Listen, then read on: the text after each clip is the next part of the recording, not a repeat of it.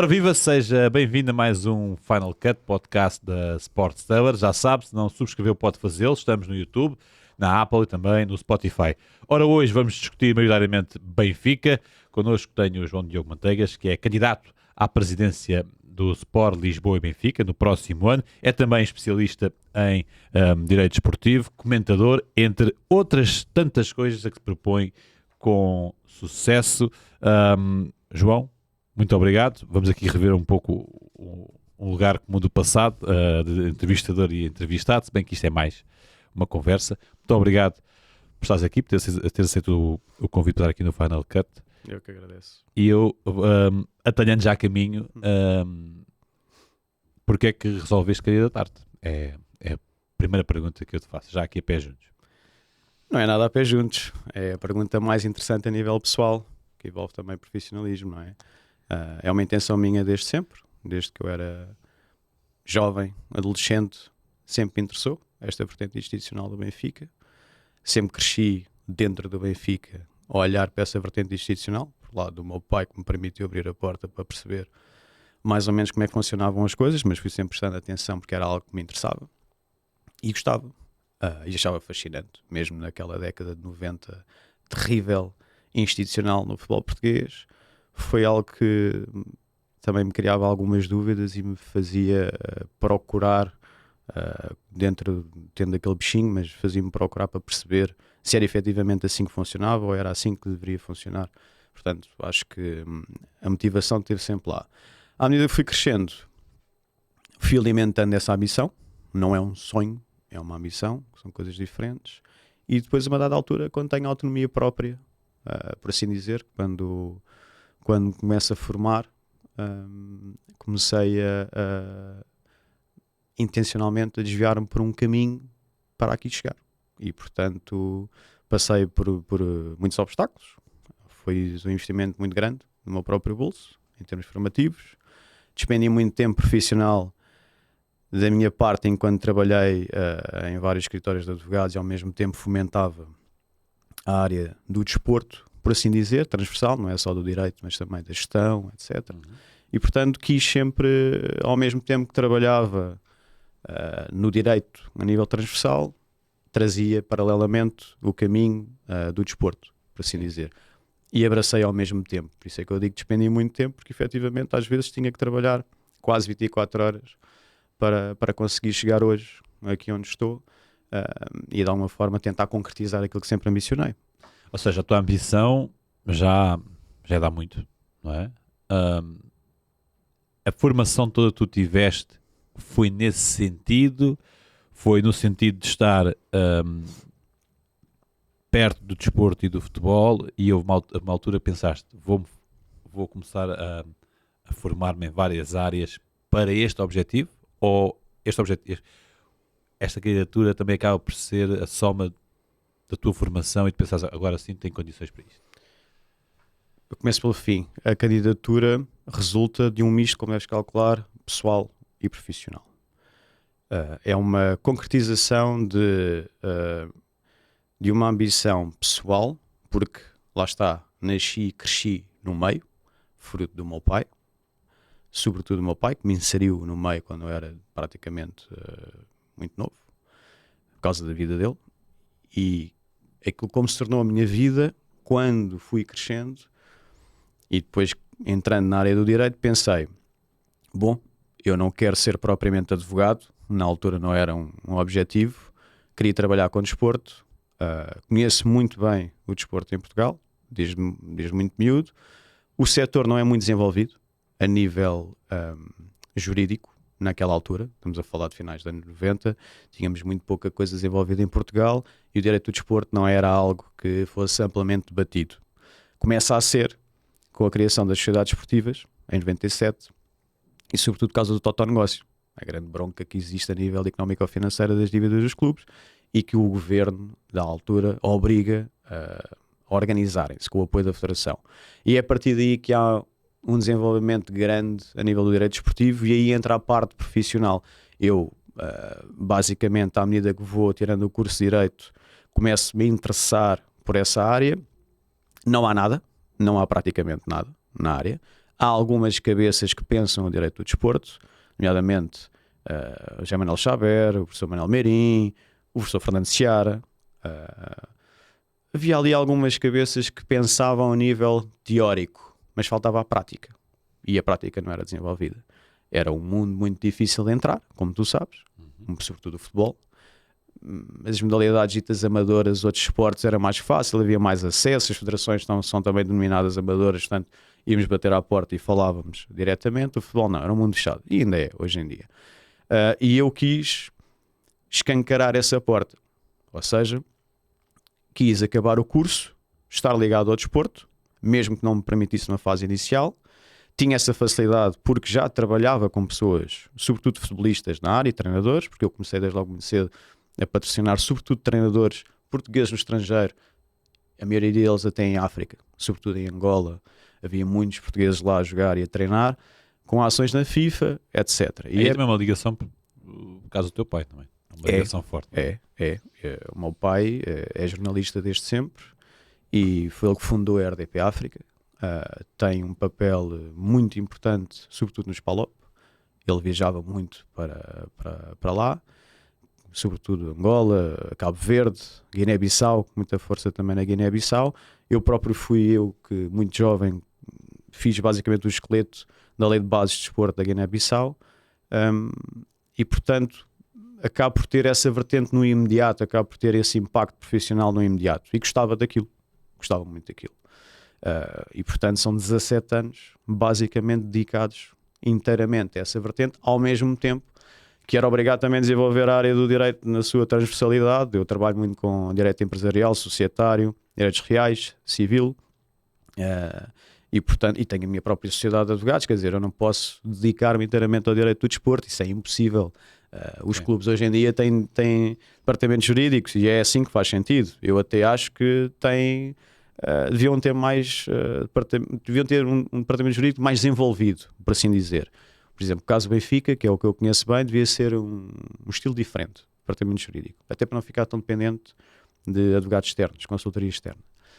E portanto essa visão não foi possível criar ao longo dos anos em que eu fui trabalhando, nomeadamente junto de clubes.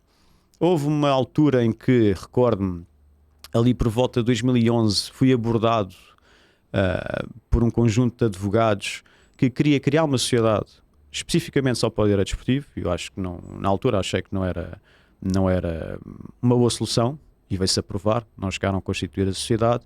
E eu acho também que o direito desportivo por si só não funciona. O direito desportivo funciona em conjunto com outras áreas. Eu, quando entrar no Benfica, não vou olhar para o direito desportivo. O direito desportivo está lá, é uma especificidade, mas o Benfica é um universo que tem de tudo. Até duas entidades empresariais ligadas ao imobiliário têm. Portanto, não é esse todo, é a minha especialização, mas não é isso que me faz a mais-valia para poder ser presidente do Benfica. Aí vai entrar noutra conversa, que é a tal conversa que o presidente tem que saber de tudo, não é? Mas já lá vamos. Eu acho que sim. Não tem que fazer tudo, mas tem que ter uma noção imediata das coisas. Sim, transversal. Mas não será transversal, mas não pode ser específico, ou um conhecimento aprofundado, não é? Porque para isso é que tu contratas também pessoas para... Ou levas contigo pessoas para isso. Mas já lá vamos. Responderei em tempo para isso. Exato. Até porque temos aqui também a parte jurídica, os casos mais recentes que agora vieram ao público, que eu gostava também de ter aqui um pouco a tua opinião e a tua preocupação como candidato e como benfiquista. Já falaste aí um pouco ao de leve, né, do teu passado, quando eras mais novo. De onde é que vem este benfiquismo todo? Desde que nasci. Tenho a felicidade de ser Benfica desde que nasci. Meu pai é um fervoroso adepto benfiquista. Fez uma coisa comigo que eu acho que é de louvar e que poucos pais fazem. Ele deu-me independência para perceber o que é que eu queria do Benfica. Ou seja, ele não me deu uma formação benfiquista, por assim dizer, de tens que seguir por este caminho, aquilo que eu te vou dizer sobre o Benfica é como tu deves pensar o Benfica. Ou seja, deu uma liberdade e independência de eu ser benfiquista para pensar por mim próprio o que é o Benfica para mim. E eu acho que isso foi muito importante para terminar aquilo que é o meu benfiquismo, e foi isso que me valeu guerras infindáveis com o meu pai relativamente a muita coisa. Obviamente que o Benfica nos une ao final do dia, Sim. mas tivemos vertentes completamente distintas e visões completamente distintas ao longo da minha vida, à medida que fui crescendo, entre os dois. Nunca nos chateámos a sério ao ponto de nos deixarmos falar, mas tínhamos discussões muito interessantes e muito duras também de vez em quando, sobretudo nos anos 90. E sobretudo com a candidatura e com o mandato do Valde Azevedo. Meu pai, basicamente, eu desde que me lembro sou benfiquista e desde que me lembro vou com ele, ia com ele para tudo, para todo lado. Fora, em casa, meu pai, o Benfica era um tema presente constantemente à mesa. Eu não venho de uma família na sua amplitude ligada ao desporto. O meu pai era aquela pessoa de referência que tinha todo aquele fervorismo do Benfica, e portanto isso não se encontrava no outro lado da família. Aquilo foi uma relação direta. Eu tenho uma relação com o meu pai de amizade eterna, quer dizer, aquilo é muito mais do que a relação pai e filho, e o Benfica fez isso também. O Benfica fez com que nós tivéssemos e temos uma relação tão próxima que é sempre tema presente, estamos constantemente a falar disto, e portanto soubemos respeitar o espaço um do outro. Tivemos inclusivamente na BTV, lembro perfeitamente, uma vez juntos num debate, No mesmo espaço? no mesmo espaço. Foi uma coisa curiosíssima, foi num Ben 10, acho eu. E foi engraçado, até chega a ser engraçado, quer dizer, porque aquilo é tão natural, das pessoas, dos familiares diretos, dizerem uma coisa diferente um e o outro, mas que se complementa. E um desafio para os jornalistas, né? João Diogo. E é um desafio para os jornalistas, João Diogo Valente Manteigas e João Diogo Rolo Manteigas. Mas somos muito diferentes, mas ao mesmo tempo somos muito parecidos. E eu, obviamente, eu não tenho forma de agradecer ao meu pai por aquilo que me introduziu, mas a nossa vida foi toda Benfica, praticamente. Quer dizer, o meu pai é jornalista, sempre ligado ao desporto, teve no âmbito da sua profissão vários problemas por ser benfiquista e por as pessoas terem tido dificuldade em conseguir separar o facto de ele ser benfiquista e ao mesmo tempo ser jornalista. Eu relembro que foi o meu pai que descobriu o famoso caso Guardabel, no final dos anos 80, a transitar para os anos 90, quando trabalhava no Independente. Foi muitas vezes parar ao tribunal lá de cima do Porto, no Bolhão, à conta desse processo, juntamente com o Paulo Portas, que à altura era diretor do Independente. Foram muitas sessões de julgamento e eu vivi isso quando era miúdo. Eu vivi aquilo que era o terrorismo em cima dos jornalistas típicos e próprios daquela altura, com o meu pai à cabeça, pronto, porque denunciava as coisas que ia descobrindo no mandato do João Santos, que depois transitou para Jorge Brito, de quem o meu pai era muito, muito amigo, e portanto vivemos ainda mais intensamente esse período. E era uma pessoa que ainda hoje, curiosamente, já nos seus 69 anos de idade, continua muito irreverente, como também o conhece e como o viste na BTV. Tem que dizer aquilo que tem que dizer, ninguém o trava. Eu felizmente fui buscar um bocadinho disso também, mas acho que às vezes temos de ter alguma noção e calma, não ser tão impulsivos. O meu pai houve vezes que podia ter tido algum comportamento, tal como eu, mais controlado, mas isso faz parte de ser benfiquista. E como é que ele... Eu acredito que ele já sabe desta vontade há muito mais tempo, não é? Sim. Como é que ele viu esta vontade, esta ambição que tu tens de ser presidente do Benfica? Sabes que é uma questão geracional. O meu pai sempre teve algum receio relativamente a isso. Quando era o tal ponto de discórdia que nós tínhamos, sobretudo a nível institucional, de representatividade do Benfica. Começou no Val, eu gostava muito de Jorge Brito, ele gostava também muito de Jorge Brito. O meu pai não conseguia separar aquela questão da amizade, da pessoa que representa institucionalmente o Benfica. É uma tendência, é uma falha que muita gente tem, não é? Quer dizer, não é condenável, mas eu percebo, custa. Eu sou amigo, ao mesmo tempo ele é presidente do Benfica, quer dizer, eu quero bem, o bem dele é o bem do Benfica. Eu acho que a uma dada altura há determinadas pessoas do passado do Benfica, inclusivamente os cargos, tu tens que separar aquilo que é a pessoa, a relação pessoal que tem contigo, e aquilo que faz efetivamente, não é? Valde Azevedo, Vieira, o meu pai não me lembro de se dar com o Vilarinho, acho que não conhecia o Vilarinho. Sobretudo o Valde Azevedo e o Luís Filipe Vieira, que o meu pai conhecia, o meu pai conheceu melhor o Valde Azevedo, eram temas fraturantes entre os dois. E eu dizia-lhe sempre, pá, tu podes conhecer perfeitamente um e outro, até podes gostar um e outro pessoalmente, no trato. Ele não convivia com eles, mas conhecia-os. Fruto até por causa da profissão. Mas acho que tens que separar o trigo do joio. Tens que separar aquilo que é a pessoa e a relação que tem contigo, e tens que separar aquilo que faz efetivamente em representação do Benfica. Tirando isso, foi sempre o único tema fraturante ao longo dos anos que nos separavam, nos colocavam nos lados opostos da mesa. O resto era benfiquismo, tinha que se defender o Benfica e portanto era nessa lógica. E eu acho que o meu pai, a partir do momento em que eu lhe disse e que ele percebeu que eu queria ser um dia presidente do Benfica, viu o caminho que eu estava a seguir a nível formativo, apoiou a 100%, viu que eu estava a desenvolver, percebeu a uma dada altura que eu tinha as valências e as capacidades para pegar em coisas já com alguma complexidade, mais tarde, nomeadamente negócios grandes, representações junto às mais altas instituições, questões que ele próprio me pediu para entrar e ajudar, sobretudo relativamente ao SPALOP. Sim. Fui muitos anos advogado da Federação de Cabo Verde e as pessoas não imaginam os problemas que existem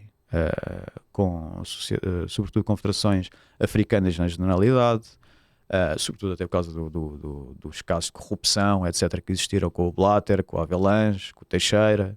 Portanto, houve ali uma parte da minha vida que foi muito intensa também por indicação dele, porque ele queria que eu tentasse ajudar, sobretudo os PALOP, e a partir daí começou a perceber que o meu objetivo era, ok, isto é tudo muito interessante, mas o que interessa mesmo é o Benfica, e portanto isto serve tudo de experiência, tu já vês que eu tenho capacidade, agora vamos ao que interessa. Agora o que interessa é o Benfica. O Benfica não está a correr bem, está a seguir aqui um caminho um bocado estranho, não estamos a ter sucesso desportivo, nós sabemos qual é que é o caminho que tem que ser, correto, justo, transparente, e eu acho que vou meter nisto agora, a partir de agora, à séria. E assim foi, e ele aceitou isso perfeitamente. Sabe que é difícil, tinha aquele receio ele percebe a amplitude das dificuldades e obstáculos que existem quando assumes-te como candidato ao Benfica, coisas que não são tão normais, não é? Mais para a frente irão acontecer, para criarem pressão, para te fazerem desistir. Mas eu saio ao meu pai, sou igual ao meu pai, portanto vou levar isto tudo de frente, vou bater de frente com toda a gente. Qual foi o melhor conselho que ele te deu relativamente a isto? Se deu algum? O meu pai sempre foi dar conselhos, é verdade, mas há determinados assuntos que ele sabe quando uma pessoa está tão obstinada, não adianta dar conselhos. Se o meu pai fosse dar um conselho relativamente à candidatura para a presidência do Benfica, ele próprio sabe que seria contraproducente. Porque ele olha para mim como um filho, não é? Ele não pode olhar para mim só como um candidato à presidência do Benfica. Ele olha para mim e vê o miúdo que viu nascer e que sempre bateu com ele o Benfica, sempre se bateu de frente também com ele com o Benfica, quando não gostava de alguma coisa. E portanto ele sabe que o melhor conselho que eventualmente me poderia dar, mas que não deu, era ter calma absolutamente quando chegar a uma determinada altura mais à frente, e sobretudo ter cuidado na comunicação, como nós estamos aqui hoje. Ter muito cuidado na comunicação, porque hoje em dia muita coisa pode ser tropada, hoje em dia muita coisa pode ser truncada, e ele sempre teve esse cuidado, que é a área dele, é a área da comunicação. Portanto, ser muito assertivo nas coisas que eu digo, mas como eu disse, nunca foi uma conversa que eu tive com ele, não é necessário, eu olho para a cara dele, ele olha para mim e começamos a rir, e portanto ele sabe aquilo que eu tenho que fazer e sabe aquilo que eu vou fazer. Fica aqui um abraço para ele, que já há muito tempo não o vejo, mas também várias conversas em estúdio e fora, né? Nas bancadas que tivemos, ele sempre com a sua personalidade bem vincada, com a sua opinião bem vincada, e ai de quem lhe dissesse o contrário. Sim. Qual é a melhor memória que tens de Benfica? A tua melhor memória quando olhas para trás de menino, ou aquela que tu pensas assim, eu sou Benfica por causa disto? Olha, não é nada relacionado com o futebol. O meu pai teve um ginásio no Estádio da Luz muitos anos, um ginásio de musculação. Era o único ginásio que existia no antigo estádio. E a minha mãe trabalhava lá, 24 horas por dia, de segunda a sábado. Então só fechava ao domingo, que era na Porta 7, junto à loja do Benfica e juntíssimo ao pavilhão Borges Coutinho. Portanto, a minha pré-adolescência foi todos os dias no Estádio da Luz, saía da escola e ia para o Estádio da Luz, sábado no Estádio da Luz, férias de verão, férias da Páscoa, férias todas no Estádio da Luz, todos os dias, e foi por causa disso que eu joguei rugby no Benfica, joguei muitos anos de basquete no Benfica, e a melhor memória que eu tenho, aquela que me faz ainda hoje, com muito saudosismo, lembrar o que era o Benfica a sério, era as modalidades, no antigo pavilhão Borges Coutinho. Os jogos de basquete eram inacreditáveis. Nuvem de fumo. Uma nuvem de fumo, aquilo transpirava suor, aquelas paredes corriam água, aquilo era uma coisa, era uma intensidade. Jogos de basquete contra Olympiacos, contra os Palcos desta vida, contra, sei lá, turcos, aquilo era uma coisa inacreditável. Jogos de hóquei. Bom, na altura não vi futsal, portanto era hóquei. O hóquei e o basquete eram amplamente dominadores, nós tínhamos mais modalidades, mas eram casa cheia, segura, sempre que havia jogos internacionais. E não só outros jogos, contra o Porto também. Isso é o que me faz lembrar, e tenho muitas saudades, porque hoje em dia é exatamente o contraste. Eu hoje em dia vou às modalidades e vejo muito poucas pessoas no pavilhão. Entristece-me porque são pavilhões muito mais modernos. E eu acho que falta ao Benfica em concreto trazer à colação isto dos mais... Eu não sou velho, não é? Tenho 42 anos, mas daqueles que passaram por isto, dos anos 80, 90, meados do 2000, que era o poder e o sentimento de imponência que tinha, não só nas modalidades, e agora transitando para o futebol também. Isso traz-nos muito à colação o estádio. Portanto, a melhor memória que eu tenho de benfiquismo é, eu não me lembro de quando é que eu começo a sentir o Benfica, porque isso é intrínseco a mim, não consigo recordar, é a tal questão de ter sido benfiquista desde que nasci, imediatamente apresentado ao Benfica sem consciência, e a consciência que eu tenho é de acordar um dia e de cada vez que é uma modalidade, cada vez que é ao estádio, cada vez que viver um jogo fora com o meu pai, a intensidade dos sócios e adeptos. O que é que faz diferenciar o Benfica de todos os outros clubes, a nível nacional e internacional? São os sócios. E isto não é passar a mão pelo pelo, isso é uma evidência. Eu chegava ao Estádio da Luz, eu acho piada, a malta fala muito, a maior enchente do Estádio da Luz é a final de sub-20, 91 com a seleção sub-20. Não é. Esse há de ser para aí o sexto ou o sétimo, a sétima maior enchente. Eu lembro perfeitamente, em 87, os 3 golos do Rui Águas contra o Porto, estavam à vontade 140 mil pessoas. Aliás, até me lembro de uma notícia do Diário Notícias ou qualquer coisa, a dizer que estavam lá 140 mil pessoas. Houve mais um jogo com o Porto, que eu me lembro. Houve mais 2 jogos com o Sporting também nesse final de década, e até me lembro do Céu de Bucareste. Aí estavam à vontade umas 130 mil pessoas. E porquê é que eu estou a dizer isto com tanta certeza?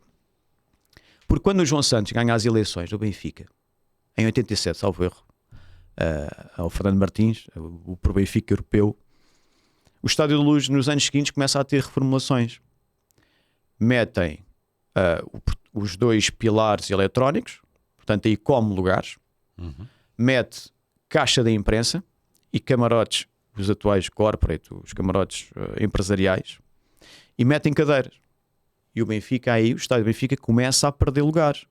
Portanto, é impossível em 91, essa final, ter a quantidade de gente que tinha, mesmo que houvesse malta, como é óbvio, havia pessoas, umas em cima das outras, mas havia mais no final dos anos 80, conforme eu te estou a dizer, é Mas lógico. as cadeiras não foi aí. Foi mais tarde. Mas já havia algumas cadeiras. Já havia o que tu estás a dizer, Sim. que foi já tinham começado a comer, né? Comer com a bancada de imprensa Tal e qual. subida. A bancada de imprensa comeu logo aí muito. Depois fizeram sobretudo as torres. As torres foram ali buscar muitos lugares. Aquilo era muito grande. Sim. Pronto. Mas isto para dizer, numa lógica de matemática, logística, quer dizer, não faz sentido. Mas não é por aí que é relevante. O que eu quero dizer é o grande marco que o Benfica teve de imposição com os seus sócios foi o estádio. O estádio, não só quando foi criado, nessa altura já foi o que era, é a grande marca, é a grande prova que o Benfica tem de ser grande. E eu acho que isso se perdeu. Perdeu-se nos anos 90 porque efetivamente, esportivamente, foi um desastre. Tudo o que se passou. Tivemos dirigentes que não estavam à altura do Benfica no pós Jorge Brito. Passámos por muitos problemas internos E isso depois também transpareceu cá para fora. E à medida que isso foi acontecendo, os benfiquistas também se afastaram um bocado nessa altura. E tu começas por ver um estádio vazio em determinadas épocas esportivas, sobretudo na época do Vale de Azevedo, que foi um flagelo. Portanto, a minha última memória de grande imponência dos anos 90 do Benfica foi as modalidades no pavilhão, noites europeias inesquecíveis, foi os grandes feitos do futebol, quando o estádio ainda era um estádio grandioso. E depois, mais recentemente, como é óbvio, o título de 2004-2005, eu vivi esse título em que fui praticamente todos os jogos fora e em casa. Lembro-me que nesse ano nós tínhamos um jogador que era o Azar Caradas, não sei se te lembras, um ponta de lança norueguês. Ele ficou de fora no jogo aquilo que é chamado o jogo do título do Benfica Sporting, um gol de Luizão de cabeça ao Ricardo na baliza do Sporting, e eu estava na bancada junto ao Azar Caradas, não conhecia ao lado nenhum, e ele era enorme, tinha quase 2 metros de altura, o que é que era, e quando foi o gol do Luizão, eu pus-me em pé na cadeira, atirei-me para cima dele, ele caiu ao chão, aquilo foi um filme. Portanto, eu tenho aqui vários marcos, mas para mim o mais intenso é olhar para trás e nós já não termos aquilo que tínhamos em termos de infraestruturas. Não temos um estádio à imagem daquilo que é o Benfica. O nosso estádio hoje é um estádio espetacular, atualizado, mas não revela aquilo que é a grandeza do Benfica. O estádio tinha que ser maior. Pois, e agora chegou-se à conclusão que outra vez, né, que é pequeno, né, porque tem pela... É pequeno, mas tens aí uma oportunidade agora, ao virar da página, que é o Mundial 2030, que eu acho que o Benfica tem que aproveitar essa oportunidade para poder aumentar o estádio. Agora, isso implica, obviamente, muitas obras. Estamos a falar de um estádio hoje em dia, porque este no Estádio da Luz cheio é metade do antigo, né? Ora, última tua pergunta sobre o benfiquismo, depois vamos às questões daquilo que tu pretendes para o Benfica, caso sejas eleito. Quais são os teus ídolos benfiquistas? Ídolos? Sim. Vou confessar uma coisa. O Benfica, para mim, foi feito de grandes heróis, chamemos assim, grandes nomes que fizeram a história do Benfica, mas eu nunca fui, até fruto do meu conhecimento dentro da área e da experiência que eu tive, nunca fui um fã de treinadores, jogadores, fã no sentido de, obviamente, gostava, mas não os idolatrava. Eu, por causa desta história toda que tenho relacionada com o Benfica através do meu pai, quem eu sempre admirei foi, sobretudo, dirigentes, ex-presidentes, que eu não tive a oportunidade de conhecer. O último grande presidente que eu conheci e que infelizmente teve um final triste no Benfica foi Jorge Brito. Era um verdadeiro benfiquista, à séria. Recordo-me do João Santos, se bem que era o Jorge Brito que fazia tudo. E portanto são os meus ídolos do Benfica, são nomes que eu nunca tive a oportunidade para conhecer. Vou excepcionar aqui, obviamente, um marco que é o Eusébio. Esse tive a felicidade de o conhecer. Trabalhei inclusivamente no início da minha carreira profissional com aquilo que foi a proteção da marca Eusébio e a sua difusão pelo mundo fora. Tive a oportunidade de trabalhar com um cliente num escritório de advogados onde trabalhei, que era um dos que tinha legitimidade para desenvolver a marca, e conheci o Eusébio bem, posso dizer, era amigo do meu pai, e é uma figura que eu não é um ídolo, o Eusébio era Benfica, e portanto esse eu excepciono. Mas há nomes que eu gostava de ter conhecido e que nunca teria a oportunidade para conhecer. Ferreira Bugalho, para mim, é o maior exemplo de presidencialista do Benfica.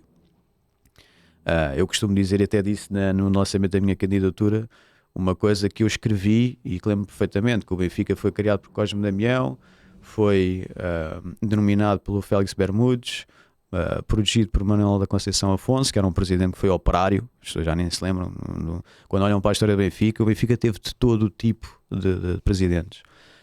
Experienciado pelo Ferreira Bugalho, internacionalizado pelo Maurício Vieira de Brito, dominador pelo Borges Coutinho. Portanto, quando toda a gente fala do Borges Coutinho, foi um presidente institucionalista, estadista, com elevação, Eu reconheço isso na história, é isso que eu retiro da história, mas para mim o Ferreira Bugalho é provavelmente a pessoa mais importante a par de Cosme Damião que temos na história. O Ferreira Bugalho marca aquilo que é o Benfica para trás, conservador, mas com uma intenção e uma visão de querer ser dominador, mas é ele que constrói aquilo que faz a verdadeira diferença, que é o estádio.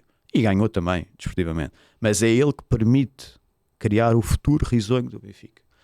E foi ele que profissionalizou até o futebol. É ele que traz o Autoglória, que revoluciona completamente o futebol em Portugal. Isso é reconhecido até pelos jornalistas que na altura incidiam sobre o futebol. E portanto eu acho que para mim o grande ídolo que eu não tive a oportunidade para conhecer foi Ferreira Bugalho, e depois há outros dirigentes do Benfica que eu reconheço que tiveram um papel essencial, e esses para mim são os ídolos do Benfica, e não tem nada a ver por querer ser presidente do Benfica. Eu acho que são esses que fizeram a diferença do Benfica, e depois tinham os seus nomes sonantes no campo, os Eusébios, os Costas Pereiras, o Sr. Simões, que eu conheço muito bem, Sim. aproveito para lhe mandar um abraço. Pessoas que infelizmente hoje já não estão tanto connosco, mas que fizeram a diferença em campo, que era aquilo que interessava, mas quem lhes deu as condições foram os presidentes do Benfica. Ora, muito bem. Falaste aí de presidentes conservadores, também com visão.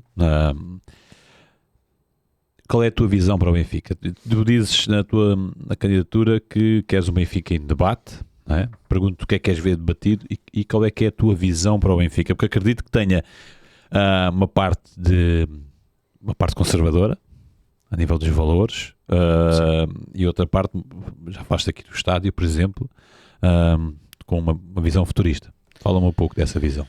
Sim, eu posso dizer rapidamente a questão das infraestruturas. É muito fácil. Eu acho que eu disse há bocado, eu acho que o estádio não é a imagem do Benfica, ou seja, é um estádio atualizado, imponente, bonito, grande, mas não é um estádio revelador daquilo que é o Benfica e que o Benfica deve transmitir para o país e para o mundo.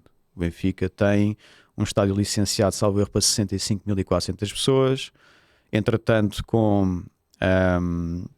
está licenciado, mas na realidade nunca podes ter essas pessoas, e também não as terias porque tens a fachada da imprensa que te come esses lugares, e depois tens também tiveste ali uma redução por causa de umas obras, e até agora perdeste à volta de 1000 e tal lugares. E depois agora, quando eu vi este ano uma notícia a dizer que ganhaste, ou Benfica reconquistou 900 e tal lugares, eu, por exemplo, estou numa área onde eu vejo jogos que é no piso 0, e eles fizeram obras numa área em que sobretudo eram áreas que estavam previstas para pessoas com cadeiras de rodas, etc. E eu espero que não tenham comido essas partes das áreas, porque na zona onde eu vejo o jogo, por exemplo, o que aconteceu é que meteram umas escadas no topo do piso 0 e criaram mais uns lugares, umas cadeiras laterais.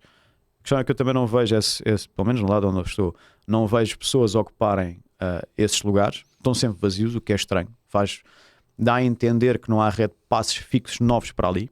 E depois temos uma lista de espera à volta de 20.000 pessoas. Portanto, o estádio não está a dar aso àquilo que é o Benfica. E estamos a perder com isso. Estamos a perder receita, estamos a perder imponência, estamos a perder interesse por parte dos sócios. E há qualquer coisa ali que é estranho. Portanto, isso é um problema que tem que ser resolvido. Começamos por aí. Quando referes a questão da visão, a minha visão para o Benfica é muito simples. Aquilo que eu proponho é sermos mais audaces, ou seja, e não ter receio. Há uma expressão que é muito mastigada pelos benfiquistas, foi uma expressão utilizada pelo Borges Coutinho, acho que na terceira vez que ele é derrotado, porque o Borges Coutinho, antes de ser eleito presidente do Benfica, fez parte de 3 listas que foram derrotadas, que é o Benfica não pode ter medo do Benfica. E eu acho que hoje em dia os dirigentes do Benfica têm medo do próprio Benfica, têm medo de revelar aquilo que fizeram ou foi feito antes deles, têm medo de revelar aquilo que fazem, porque não querem ser escrutinados, não querem ser criticados. Eu acho que não é assim que deve ser feito. Eu acho que devem dar a cara por aquilo que fazem, e se forem criticados, são criticados em local próprio, em sede própria, na Assembleia Geral, que é o que acontece. E é ali na nossa casa que nós temos de fazer isso. E é ali que eles respondem também. Eu acho que a crítica que eles receiam tem mais a ver na tua área, na comunicação social. São constantemente bombardeados com situações que são duvidosas, são dúbias, são opacas, e não têm forma de responder a tudo, não é? Não está constantemente a dar conferências de imprensa a explicar o que é que andam a fazer. Portanto, o que eu proponho é muito simples. Mais transparência, mais seriedade, mais justiça e menos receio. Não tenham medo. Se nada devem, não têm nada que temer. O Benfica hoje em dia tem, fruto de uma gestão dos últimos 20 anos, uma liderança que é muito conservadora, no sentido de fui eleito, deixem-me estar que eu vou fazendo aquilo que tenho a fazer e dou-vos a informação, passo-vos a informação que é minimamente necessária. E não é assim que deve ser. Acho que hoje em dia há aqui um problema efetivamente, que é a partir do momento em que eu digo alguma coisa a alguém, isso é fácil de ter cá fora, há que lidar com isso. Acho que as Assembleias Gerais servem exatamente para isso e, portanto, aquilo que eu proponho é, a partir do momento em que eu vou entrar, vai ter que saber tudo o que se andou a fazer nos últimos 20 anos. Espero que não seja como as transições de governos e de secretarias de Estado, em que quando chega lá o novo governante, vai-se abrir uma gaveta e já não há lá documentos, já não há lá nada, já nem há PENs, nem discos, não há nada. Tem que se perceber, os benfiquistas têm que saber o que é que andou a ser feito nos últimos 20 anos, a nível desportivo, a nível das empresas. O Benfica, eu relembro que é uma instituição com 11 empresas, 11 porque eram 12. A Benfica Rádio, infelizmente, foi extinta há pouco tempo, que é um projeto que vai ter que ser retomado obrigatoriamente. E, portanto, aquilo que os benfiquistas neste preciso momento pretendem e têm que ser informados é, com tudo aquilo que andaram a fazer nos últimos 20 anos, à parte de terem que ganhar. O Benfica tem que ganhar sempre. Portanto, não tentem fazer aquela colagem que eu acho que há 15 anos atrás, 20 anos atrás era fácil, que era o Benfica ganha, está tudo bem. Não. O Benfica tem que ganhar, é bom, mas falta o resto. Hoje em dia qualquer pessoa tem acesso à informação e questiona a gestão e a forma de gestão. E é isso que eu vou dar aos benfiquistas. Quando entrar lá dentro, vou dizer o que é que andaram a fazer nos últimos 20 anos, ou mais. Mas tu dizes que não é uma candidatura da oposição. Não, de todo. Mas percebes se eles, eu não estou aqui a pôr, neste caso, ninguém aqui a chamar aqui o nome de alguém, nem muito menos o presidente do Rui Costa, mas não fazes a oposição, mas dizes que há falta de transparência. Mas isso é oposição. Isso não é oposição. Mas a pergunta é se achas que eles não entendem isso como oposição. Se eles entendem, é problema deles. Até porque neste momento só há um candidato. Sim, mas reparem. Não é? A narrativa da oposição não nasce tanto da parte dos diretores que estão lá dentro. Nem eu acho que o Rui Costa, quem eu conheço bem, ele conhece-me bem, olhe para mim como oposição. Não é oposição, em primeiro lugar, porque eu não faço a mínima ideia se alguém que está no Benfica se vai recandidatar. Portanto, isto não é uma oposição a quem está lá dentro. Eu, antes de ser candidato, sou sócio do Benfica. Eu tenho direito a saber determinadas coisas. E é isso que eu questiono nas Assembleias Gerais. E é isso que não me respondem nas Assembleias Gerais. Portanto, a narrativa da oposição não é criada nem por eles, propriamente. Eu acho que nasce um pouco da ideia de alguns sócios em, bom, já há uma candidatura, já está a ir contra aquilo que está a ser feito e está a destabilizar. Não. É exatamente o oposto. Eu apresento uma candidatura com mais de um ano de antecedência das eleições, que serão em outubro de 2025, porque eu quero provar duas coisas. Primeiro, não sou posicionista nem sou situacionista. E, portanto, eu quero que o Benfica ganhe. Não vou destabilizar de forma absolutamente alguma toda a gestão que está a ser feita, até porque eles gerem o Benfica e lidam com o Benfica de uma maneira que não passam tanta informação cá para fora. Portanto, eu nem tenho grande oportunidade para poder bater num género dentro da narrativa da oposição para esse efeito, e também não o faria. Eu faço em sede própria. Vou à Assembleia Geral, como eu disse, e questiono. Se me responderem, fico satisfeito, ou não, diante da resposta. Se não me responderem, fico preocupado. E também outra justificação tem a ver com uma coisa, que é, eu acho que os benfiquistas têm que ser sensibilizados para muita coisa para além dos resultados esportivos. Eu acho que é tão óbvio que eu não quero que nada aconteça ao Benfica como qualquer outro sócio. Portanto, eu não ganho nada, nem tenho prazer. Aliás, é triste e fico chateado quando acontece alguma coisa ao Benfica. Ou ao Rui Costa, ou ao Fernando Tavares, ou ao Jaime Antunes, ou seja quem for, representa o Benfica. Eu não quero que aconteça nada. Eu não beneficio com isso. E, portanto, eu preciso é que os benfiquistas percebam que aquilo que eu tenho para oferecer é uma alternativa. Não é uma oposição. É uma forma de ser diferente. É uma forma de gerir diferente. É perceber o que está bem feito e melhorar, e perceber o que está mal feito e reconfigurar, transfigurar. Portanto, não é ir atrás daqueles que fizeram mal, isso terá que acontecer se for o caso, mas é perceber porque é que nós tivemos um projeto falhado desportivamente em 20 anos. Ganhámos 8 campeonatos no futebol. Porque é que nós nas modalidades Mas esta direção neste momento está. tem um campeonato, Tem um campeonato em ganho. 4 anos. E eu espero que tenha 2. Esta direção, sim. Para o Benfica é curto. Eu conheço sócios que dizem que não, eu fico satisfeito com 50% dos campeonatos e 4. Eu não. Não foi assim que eu cresci a ver o Benfica. Não é isto que eu quero que o Benfica se torne. E eu acho que é fácil ao Benfica ganhar 4 campeonatos seguidos. Acho que é fácil. É a minha visão. É a forma de eu pensar. Foi isto que eu fui habituado e foi isto que me deram a acreditar e que eu assisti. Atenção, é que eu assisti a isto. Agora, percebo, chegámos a um ponto em que as pessoas, em que temos duas nuances muito importantes. Em que aqueles que têm a minha idade ou são mais velhos do que eu, como é o teu caso, salvo erro, tens pouco mais, Sou mais velho. mais velho do que eu, mas pouco mais velho do que eu. Pouco. E que tu sentes que algo falhou a uma dada altura e que está a ser difícil conseguir. Não penses tanto assim, é o que eu digo. Porquê? Porque tu conseguiste provar que a partir de 2013 para a frente conseguiste ganhar 4 campeonatos seguidos. Com dificuldades. O setor desportivo não mudou assim tanto. E portanto era possível. É uma questão de gestão. Sim. E falhou exatamente quando tinha que ganhar o quinto. Para fazer aquilo que é uma oportunidade única na história e que agora é difícil de conseguir fazer. Porque eu digo que eu acho que o Benfica consegue ganhar 4. O quinto já não sei. Porque depois há uma série de fatores que eventualmente vão tentar evitar que isso aconteça. Externos ao Benfica. A questão é possível. Isso no mundo moderno do desporto já aconteceu. Estivemos quase. Mas por uma questão pessoal de um ex-presidente, não o fizemos. Não fizemos o all-in. Outra questão é nós termos que mudar imediatamente a forma de gestão daquilo que é o Grupo Benfica. Eu acho que isso é evidente. Eu acho que hoje em dia a crítica é muito maior no Benfica, mesmo que o Benfica a ganhar. Eu acho que as pessoas em 2025, os sócios do Benfica de 2025, isto é uma ideia que eu tenho, que eu acho que quase garantida. Eu acho que as urnas em 2025 do Benfica vão revelar uma coisa que não se revelaram durante muitos e muitos anos para trás, que é os benfiquistas vão querer algo diferente. Não vão querer ficar chateados com quem lá está. Os benfiquistas têm o dom de esquecer. Têm esse dom. Eu acho que é um dom, porque nós sofremos muito no passado com outros presidentes e com outros tipos de gestão.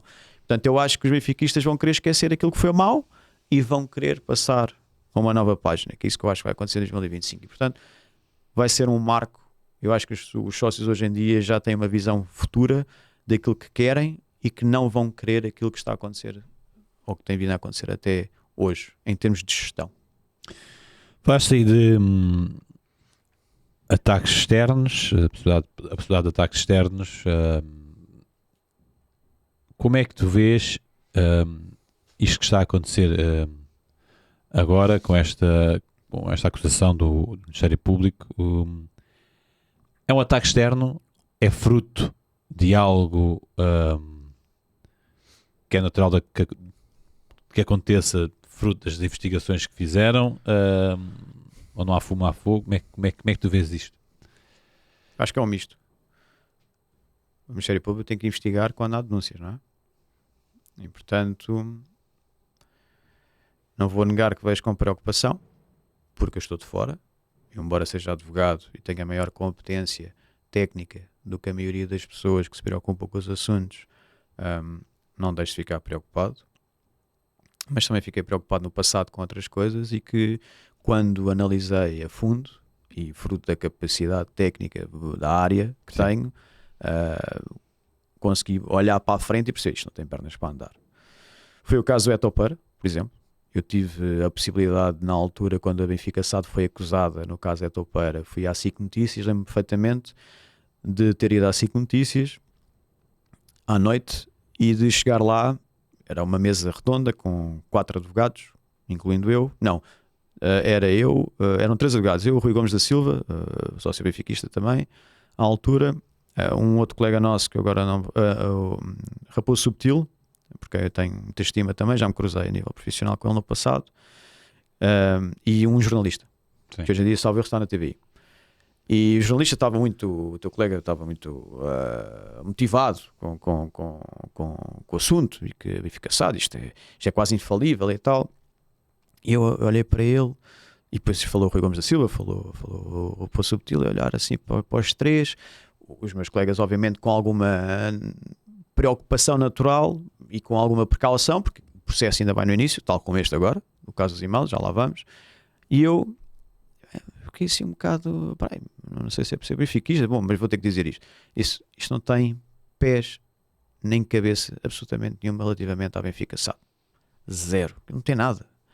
Tinha 2 artigos que eu me recordo do despacho de acusação sobre a Benfica SAD, 2, não é o caso dos e-mails, estou a falar do Etopar, em que não tinham absolutamente nexo nenhum de causalidade legal, desportiva, que não tinha fundamento absolutamente nenhum. É verdade que eu arrisquei, que é uma opinião, mas justifiquei, disse, isto não tem pernas para andar, isto vai cair, o Benfica só tem que abrir a fase de instrução, isto vai cair. Um juiz de instrução, isto não tem cabimento absolutamente algum. Foi o que aconteceu. Que é o que o Benfica quer fazer agora. Que é o que eu acho que o Benfica irá fazer agora. Portanto, no caso da Topeira, arrumada a questão. Não tinha grandes dúvidas quanto a isso, arrisquei. É um sentimento que eu tinha, estava correto, felizmente. Casos e males. O Ministério Público tem que fazer o seu papel, que há denúncias, nasce de uma coisa que eu, anos e anos que tive na BTV, e tu sabes que fazia parte de um programa que era eu que fazia, até organizava e convidava as pessoas, e os temas foram muito tempo o caso dos e-mails, etc. E que, bom, quando há denúncias, o Ministério Público tem que abrir o processo, mas há muita convolução de outros processos, juntam-se ali outros processos, mas hoje em dia, pronto, indo direto ao assunto, o que é que nós temos? Embora eu não tenha lido ainda completamente as 395 páginas do despacho de acusação, mas posso dizer isto de uma forma minimamente tranquila, enquanto advogado e enquanto benfiquista. Fala-se muito na comunicação social de que resulta daquele despacho de acusação, e é quase isso que a Benfica SAD também é acusada, em corrupção desportiva, branqueamento de capitais e fraude fiscal. Vamos ao que interessa: corrupção desportiva. Agora, se é branqueamento de capitais, isso também acho que vai cair, mas não interessa para os benfiquistas agora. Corrupção desportiva, que é aquilo que preocupa. Corrupção desportiva com base em jogos que alegadamente o Benfica foi beneficiado contra o Vitória de Setúbal. Eu pergunto, há jogadores visados no processo? Estão lá testemunhos de jogadores, ou lá a menção a jogadores que jogaram contra jogadores do Benfica e que se prova inequivocamente que o Benfica, através de intermediários ou através de outra pessoa qualquer, intermediários não no sentido esportivo, intermediários, pessoas, terceiros, Sim, que tenham dado prova inequívoca que o Benfica foi beneficiado nesses jogos. Eu já nem vou àquilo que os benfiquistas, e bem, andam a meter em todo o lado da comunicação social, que é ver os resultados que o Benfica teve naquele período contra o Setúbal, que é o que interessa. Já nem vou por aí. E o resultado não foi 100% vitorioso para o Benfica em todos eles. Eu vou diretamente a este assunto, que é para haver corrupção desportiva, não obstante não ser necessário que a mesma se concretize, ou seja, hoje em dia na lei, o que interessa para seres penalizado, é o aliciamento. se houve corrupção ativa, portanto, por parte do corruptor, se eu te quis aliciar, se tu, recipiente, corruptor passivo, aceitaste, e a partir daqui está consumada, ok? O ato da corrupção. Mas isso é corrupção não desportiva, ok? Eu estou a falar da possibilidade do Benfica ser suspenso das competições desportivas, como está previsto na lei, que é uma pena acessória, ou, mais tarde, através da Liga, regulamento disciplinar, o Benfica poder perder pontos, que é o que está previsto, ok? Não tem cabimento absolutamente algum, e aqui vou arriscar novamente como fiz há uns anos, o Benfica SAD, neste caso, ser penalizado acessoriamente, nem num, nem a nível disciplinar, por causa disto. Para esse efeito, tem que se provar que o Benfica foi beneficiado no 11 contra 11 no campo e que os jogadores contra quem jogaram beneficiaram o Benfica e prejudicaram a sua própria equipa naquele momento. Isto é uma pena acessória.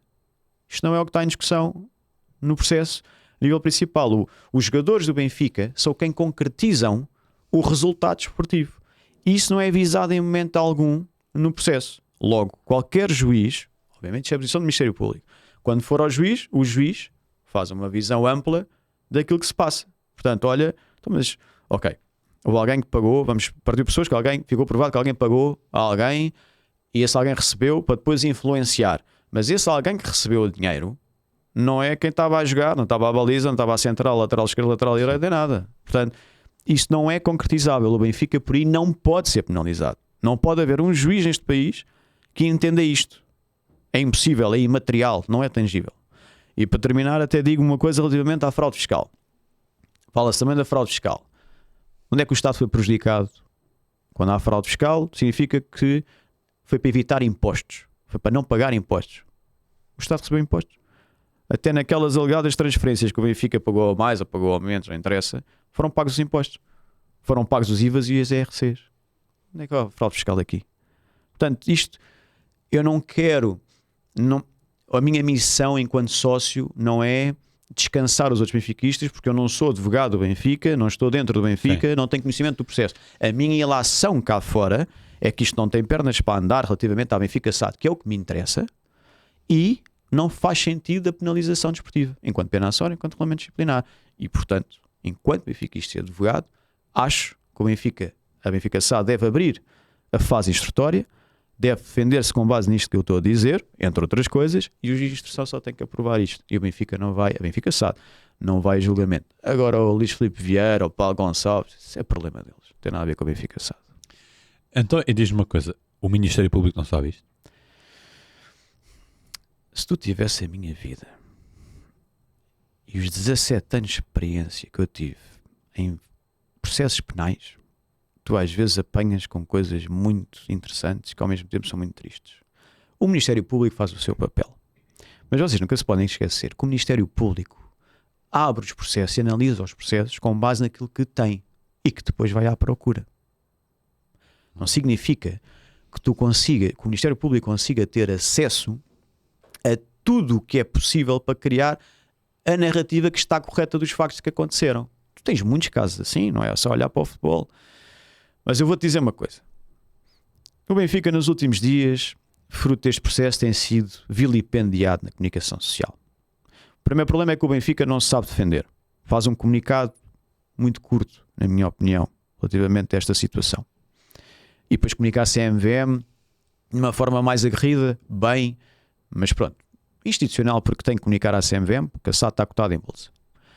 Eu faço um comunicado no âmbito da minha candidatura a tentar descansar um bocadinho as hostes, porque efetivamente é a minha visão, como eu acabei de dizer.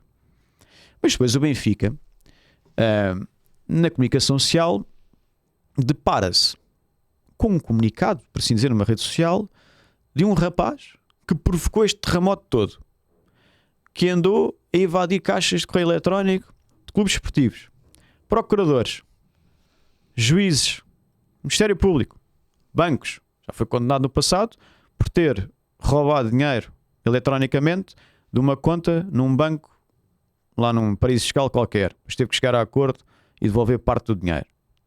Então, mas nós estamos aqui a ser agora alvo de comunicação de um rapaz jovem, imprudente, violador, prevaricador, que está detido num sítio que ninguém sabe onde é que está, protegido, obviamente, pelas autoridades judiciais portuguesas, mas que se dá ao luxo de comunicar uma coisa de que ele próprio é que causou e que está a ser condenado e julgado por isso. Que raio de país é este? O Benfica tem que se posicionar imediatamente. Tem que dizer que esse senhor causou isto tudo e que está a ser julgado por mais de 150 crimes, não pode falar, não pode emitir um tweet ou qualquer coisa no Facebook, ou seja lá o que for. Prendam-no e metam numa mordaça na boca, ou sei, algemem-no para ele não escrever num teclado, ou não permitam que ele faça isso por terceiros. E depois também dar a narrativa relativamente aos outros dirigentes esportivos. Espiada cá, dirigentes esportivos de outros clubes que já se esqueceram que também tiveram processos judiciais muito semelhantes no passado e que isto ainda está na fase de inquérito. Terminou agora, é a acusação. Tenham calma, se querem falar do Benfica, esperem para ver se há acusação ou não. Depois falem. não é para andar a minar a comunicação social toda. E depois o Benfica vê-se numa posição que infelizmente também não sabe retorquir, não sabe defender. Não tenham medo, é aquilo que eu disse há bocado. Não tenham receio. Quando não se deve, tem que se remeter um comunicado. Tem que se descansar os benfiquistas, que é quem interessam primeiro, mas depois tem que se responder à altura aos outros todos que estão a criar confusão. É isto que o Benfica não faz. E é isto que tem que acontecer. Portanto, eu acho que isto não tem pernas para andar. Acho que o Ministério Público faz o seu papel na medida do possível, mas acho que é falível. E atenção, o Ministério Público é uma parte processual. Quem decide é o juiz. O Ministério Público cria o seu processo, a sua narrativa, cabe aos arguidos, basicamente, dizer o contrário ou imputar a contrariedade, ir ser o contraditório e provar que aquilo não é assim. Eu acho que isso faz perfeitamente relativamente à Benfica SAD. Relativamente aos outros arguidos, não sei. Já estamos perto do final, vamos aqui avançar um bocadinho também mais com as tuas ideias. Tu dizes que queres formar e reter talento. Certo.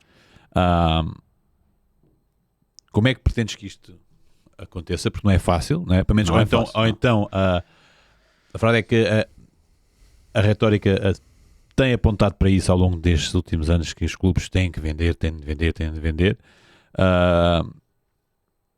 Se calhar os custos também são demasiados, não é? Mas como é que fala-me disto, né? De reter talento e do modelo que tu pretendes, modelo desportivo que tu pretendes para o futebol.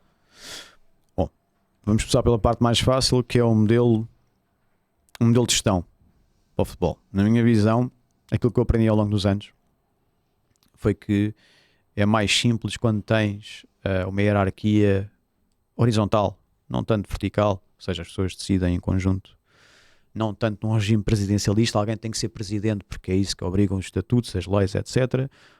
Mas a gestão é feita de forma horizontal. Várias pessoas decidem e eu acho que é fácil decidir-se. Nessa linha horizontal, nessa cúpula decisória, a visão que eu tenho para o Benfica hoje em dia é que o Benfica tem que ter, obviamente, um presidente, que é obrigatório, mas há de haver um diretor-geral, que é essencial. O Benfica não tem propriamente um diretor-geral. Esse diretor-geral ocupa-se, tem um toque em todas as áreas, mas acima de tudo preocupar-se a nível institucional, as relações institucionais do Benfica, com a Liga, com a Federação, com a Associação de Futebol de Lisboa, entre outras entidades, UEFA. Tem que ter 2 diretores desportivos. Um diretor desportivo que conheça bem a realidade do Benfica e que se ocupe das equipas profissionais, chamemos-lhe assim. Equipa A, equipa B e eventualmente a Sub-23. E um segundo diretor desportivo, fixado no campus, fixado no Seixal, que eu acho que vai revolucionar ali um bocadinho para melhor.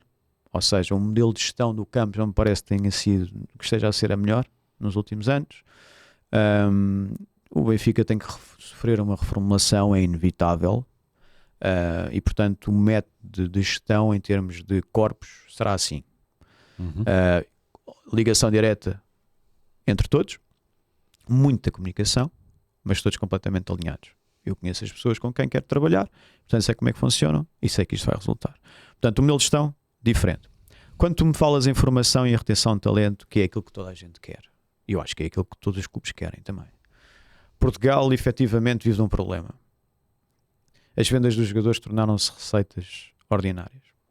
Não contabilisticamente falando, porque as receitas ordinárias, tu sabes quais são. São aquelas relacionadas com o estádio, inclui a bilhética, não é? Os namings, etc. Merchandising e marketing e os direitos televisivos, que é outro problema.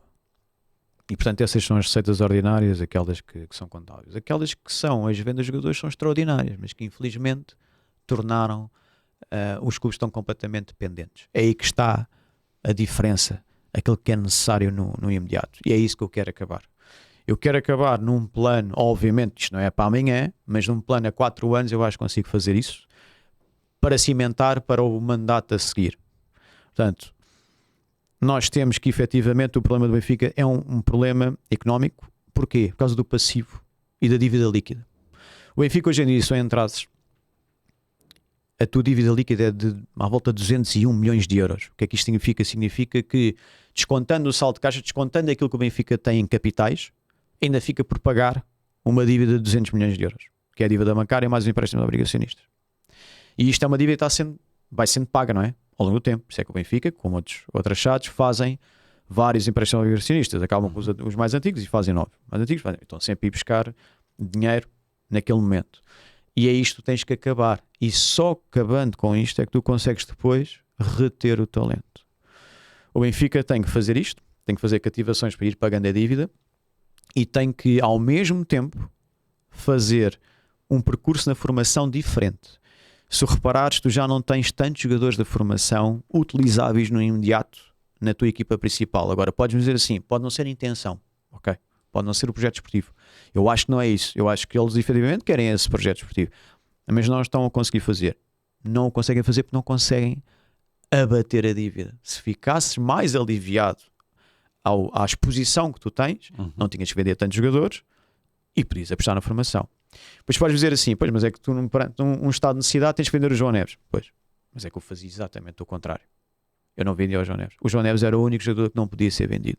Não tem a ver por ser o ativo mais valioso a nível financeiro, e eles vendem-no porque é o ativo mais valioso, e mesmo assim vendem-no muito abaixo daquilo que precisavam, não é? Mas porque é um marco desportivo para o Benfica.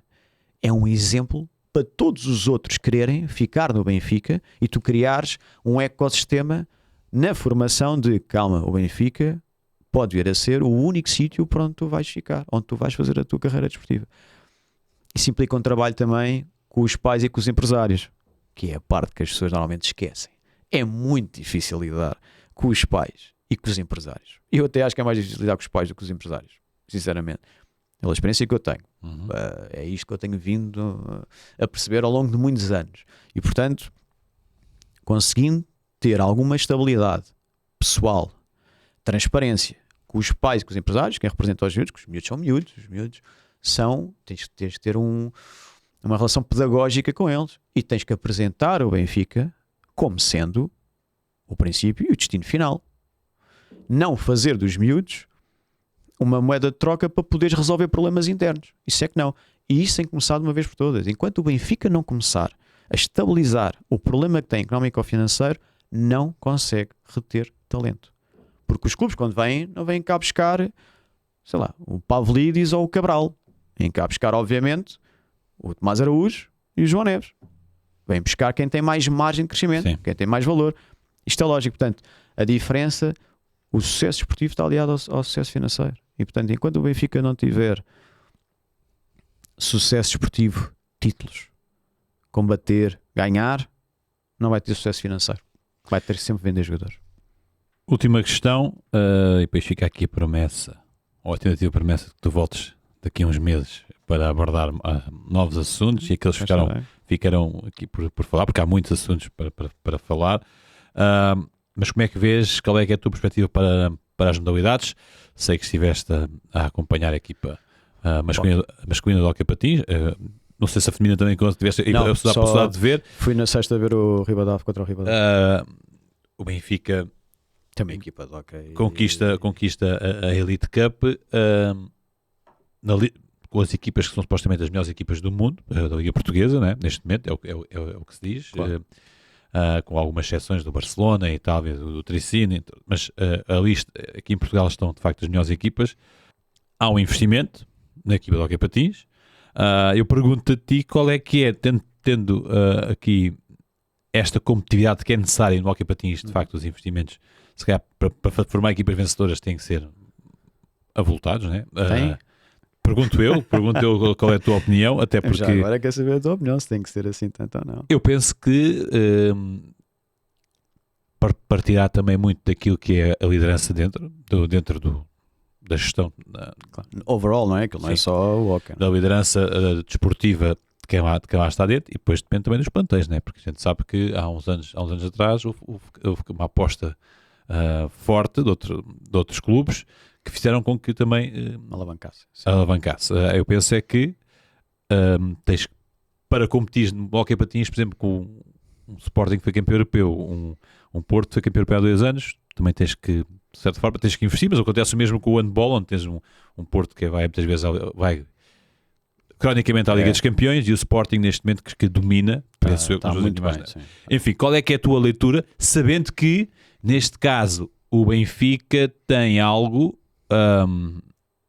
que os outros não têm. O Benfica tem todas as modalidades de pavilhão, masculino e feminino. É para manteres.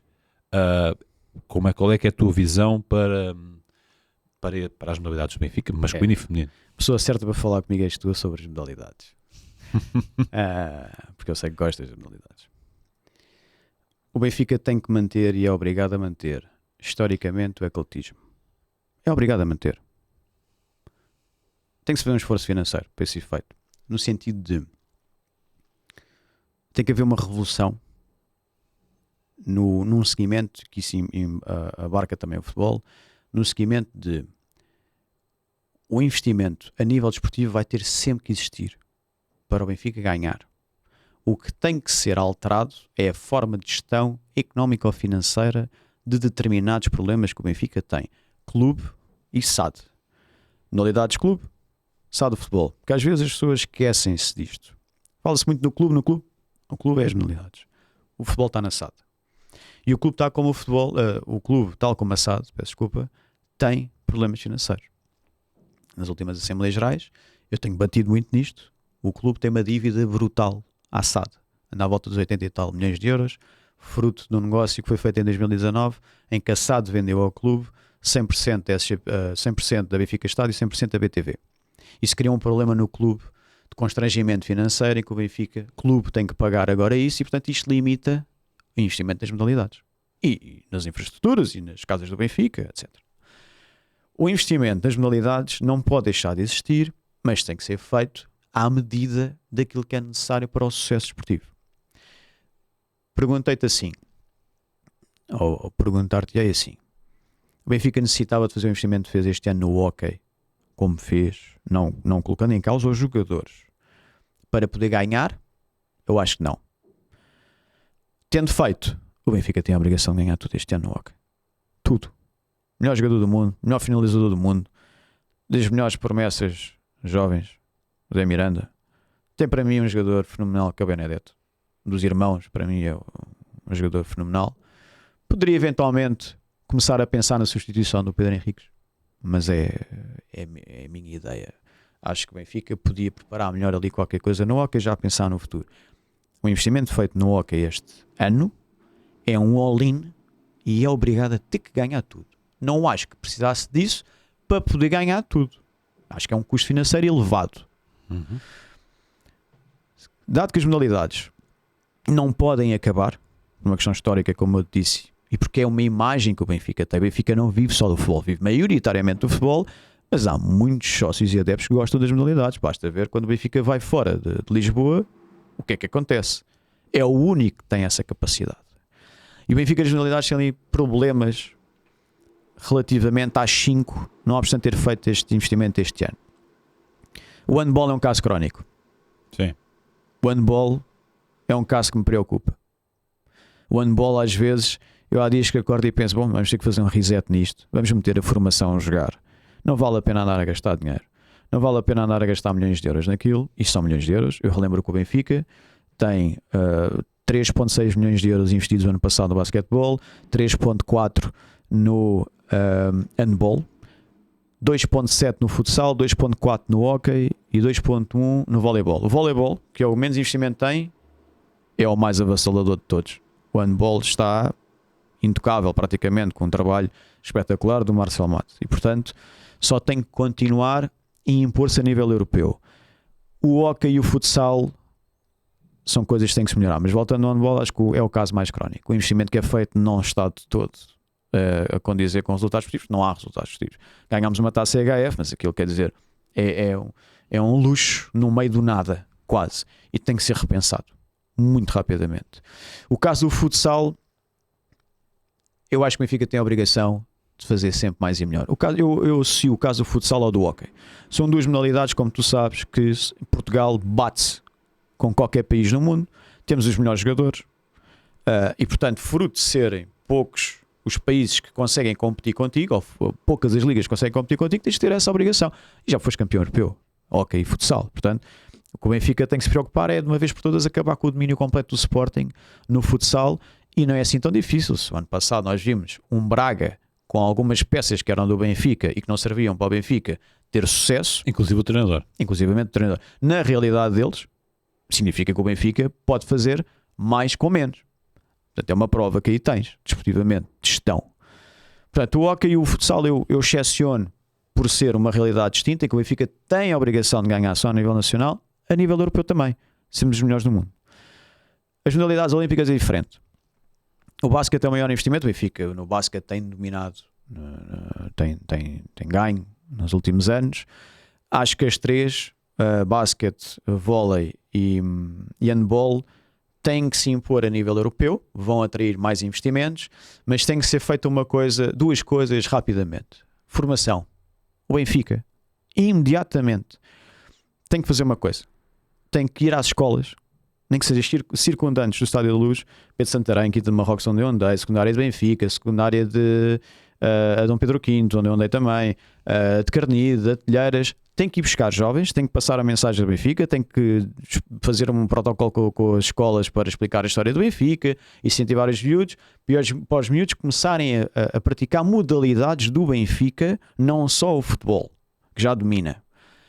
E com sorte, começarem esses miúdos a trazer os pais e os avós para os jogos das modalidades pavilhão. Porque o Benfica precisa de pessoas nos pavilhões. É triste ver o que se assiste nos pavilhões. Não se vê quase ninguém. Portanto, o Benfica tem que fazer qualquer coisa para isso. E outra coisa, não é de borla. Eu vou ver os jogos das modalidades e não pago nada. Isso não faz sentido nenhum. Tem que se pague 2 euros, 3 euros. Quer dizer, ninguém morre por pagar 3 euros. Um sócio paga 3 euros para ir ver uma modalidade qualquer. É um incentivo. As pessoas também têm que sentir isso. Têm que sentir que estão a contribuir. Portanto, é um erro. E eu acho que o Benfica tem um problema na formação. Acho que o hóquei não está tão preocupante. O vôlei ontem, por exemplo, vi o jogo de vôlei do Benfica, até tem ali alguns jogadores também muito interessantes, mas não está com um projeto fiel àquilo que é necessário na formação. A formação vai ser essencial para o sucesso do Benfica nas modalidades que são para manter daqui para a frente. Vai ser o futuro do Benfica. João, muito obrigado. Temos que ficar por agradeço. aqui. Ficaríamos aqui com certeza mais uma horinha a falar daquilo que tu pretendes para o Benfica. Não dá mais, mas fica aqui também esse convite para daqui a uns meses voltares aqui para conversar. Muito obrigado Eu que agradeço. por ter estado aqui connosco. Muito boa sorte. Muito obrigado também a si, espero que tenha gostado. Já se sabe, nós voltamos noutra oportunidade com mais um convidado de muito valor. Até à próxima.